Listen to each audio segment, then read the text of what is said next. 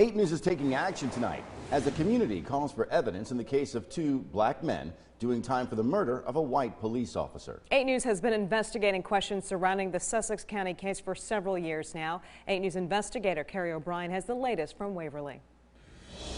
Amid national calls for racial justice and criminal justice reform, a group of close to 100 gathered at this church in Waverly tonight, calling on local and state leaders to give a 20-year-old murder case another look. We are tired of seeing our loved ones behind bars. Felicia Claiborne tells a crowd holding signs that read, "Not guilty, she won't rest until her brother Ferran is free."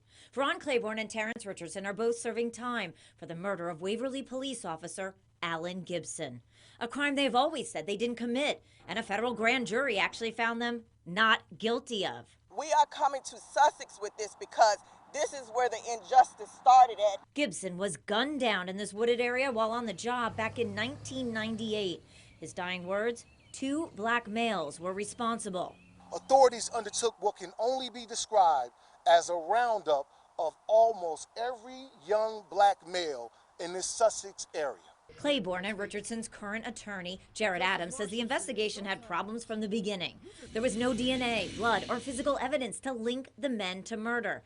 And they didn't match a suspect description from an eyewitness who claimed one of the men had dreadlocks. There was also a photo lineup in which this same witness identified another suspect who not only matched the description given by Officer Gibson, but this same suspect was reported to have cut his dreadlocks off the day after the shooting. Yet Claiborne and Richardson were charged with the crime. Adams says having inadequate counsel at the time and fearing the death penalty, especially 2 black men suspected of killing a white police officer in America. They took a plea deal that a federal court judge would later use to give them life behind bars. The federal court maintains there was clear and convincing evidence that the men killed Gibson. But Adams wants the Commonwealth's attorney to take another look at the plea deal that he believes the men were pressured into. The facts of this case have been on the desk of the Sussex County Commonwealth's Attorney's Office since the beginning of this year. Meantime, with tears in her eyes, Richardson's mom, Annie Westbrook, called on others to speak up. You saw something, you know something, say something.